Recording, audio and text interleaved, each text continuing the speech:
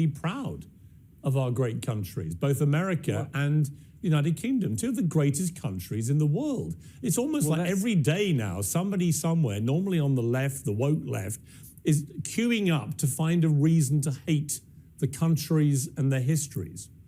Well, it's a kind of grievance competition. Your guest earlier just tried to engage in it. I don't know what hurt she believes she's had from slavery. All of this was addressed 2 centuries ago. Everything has consequences. All history has consequences and ramifications.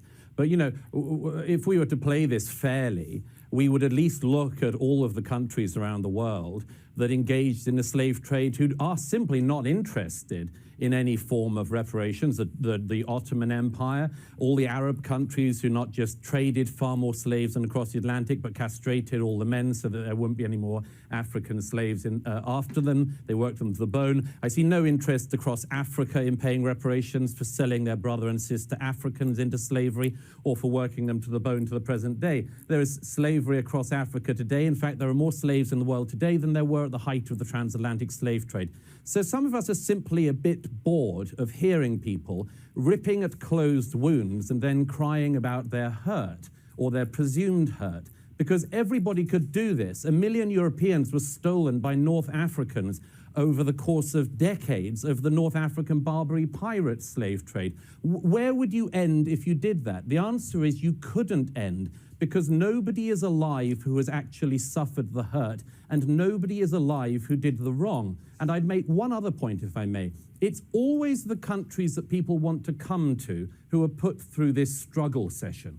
Britain, like America and France, are the most desired destinations for migrants worldwide and have been for centuries. Why is that? It's not because we're racist, it's because we're better. It's because we're good. It's because when we see racism, we actually call it out and recognize it as a sin. Try finding that across Africa. Try finding that across the Middle East or in China. Nobody would hear. So what we have is a situation where the more virtuous countries are presented as the worst countries. It's sick, and most of us are tired of it.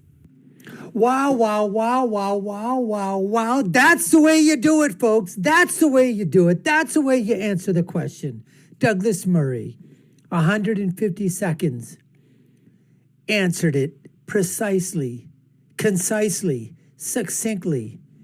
Put it, and by the way, have you been able to guess who the leftist is, who the racist is in this group? Who the race traitor is, the race baiter, the race hater? Do you need a clue? Come on, folks. Do you really need a clue here? We're going to hear from the person who is a leftist, who is a racist, a little bit in this episode. Don't worry about that. We're going to get to that person. But right now, that's just it. Why is it that it's always the countries that everybody wants to go to? The United States, Great Britain, France, others. Why is it that they're the ones that are most vilified? Not by the people that are trying to get there. Oh, no. Not by the illegals, not by the migrants, not by the asylum seekers. No, sirree, Bob. No, they are not. Who are they hated upon? Who's the one that starts to do the self-deprecation? Who is it? It's the liberal elites within those countries that have all the rights and privileges, and more privileges than anybody else has. They're the ones that mouth off. And many of them are also within the minority intersectionality groups.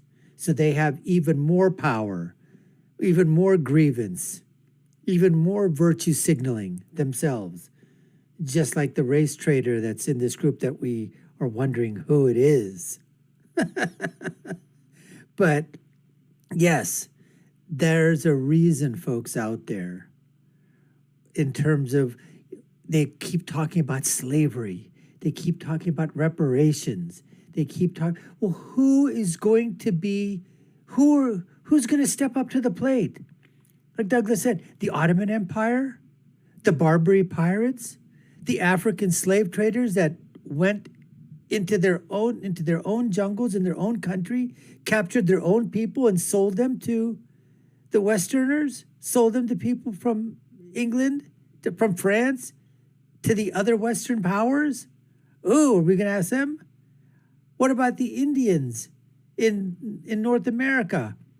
What about the Cherokee, the Iroquois, the other tribes that took, that fought with each other, took their lands? Then another tribe came, took that land. Are there going to be reparations for the American Indians? Reparations, that's what I'm saying. Where is it going to start? Where's it going to end? How long do we need to keep saying we're sorry? How long do we have to self-flagellate over this issue?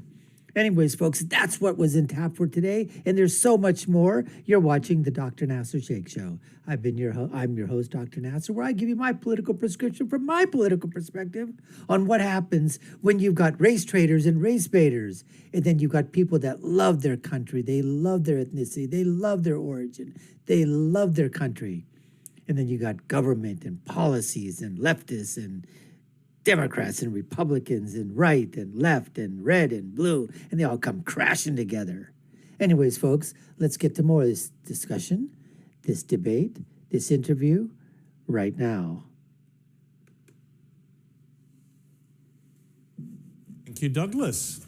I am so sorry that Douglas is bored by the pain that has come That's not what he said. through slavery. He didn't say. I'm He so didn't say. tired. See, but what you're doing there, yeah, but hang on, Paula. Paula, you're being very disingenuous. That's not what he said. I am, The and I viewers think aren't if you stupid. read They know exactly what he said. He's not saying he's bored by the pain. He's saying, and I think it's a perfectly valid point, the pain that people who are alive today are claiming they're suffering for what happened 200 or 300 years is not a real pain.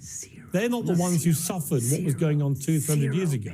So in terms of justice for all, I mean, I Justice think we'd for all all. agree that there Well, should I'm be not justice. suffering from when the Normans I think invaded we'd this all country. agree. I'm not suffering from Oh, what I think my we'd all ancestors- agree. I noticed Oh, I that think I'm we'll not all being allowed to agree. respond. But hang I on, or noticed from the if Romans. there's- In other words, where do you take this? I mean, should I now be Well, I can feeling... take- Yes, you know what? Idiots don't need to be responded, okay? Idiots don't need to respond. But you're what I call part of the SIMMER acronym. I now dub thee SIMMER. To the lady, why? Because it stands for SIMR. Stupid, idiotic, moronic, retarded. You have now been dubbed SIMMER.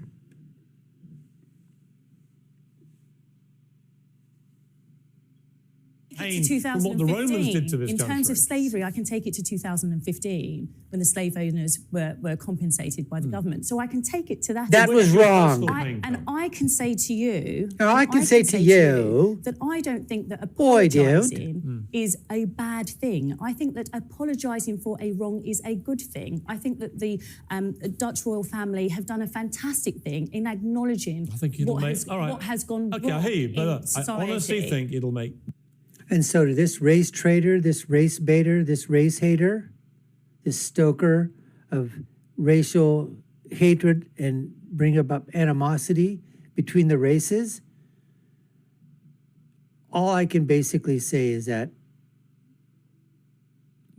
well, if I say what I want to say, then this video will probably be pulled. So we can't say that. But it just is that we don't need to say sorry. We're never gonna, as far as I'm concerned, I never want to. You know, we've already apologized 1,000,000 times, and no more apologies. That's it. No more effing apologies for slavery. I'm done with it. I'm over it. It's over. It's done. Finished. Finito. I don't need to talk about it anymore. I've had it up to freaking here with the discussion because of people like you. You weren't hurt. Your family wasn't hurt. You're in a place of privilege. And because you're in a place of privilege, you use that purse to virtue signal to the rest of us. And that's how you that's how you make your money. That's how you get your funding. That's what you do. You foment hatred among people. We know what you're up to. We know your game. We know your bag of tricks. and we're not taking any more. So as far as I'm concerned, sorry ain't the word we're going to tell you. We're going to basically tell you, you know what? Flick off. Flick off. Go away. We don't want to hear you anymore. Thanks, folks. We appreciate you taking the time to watch. You've been watching the Dr. Nasir Shaikh Show. I've been your host. My name is Dr. Nasir, and if you haven't done so already and you love our content, subscribe to the channel. We'd love for you to do that. Like, share, and follow us. Y'all know what to do. Check out our other video links here and below. And I'll leave you with my final thought, which has always been, when you're right, you're right. And if you're left like this simmering idiot, you're just wrong. And we're never going to say sorry to you ever, ever, ever again. Never, never, never.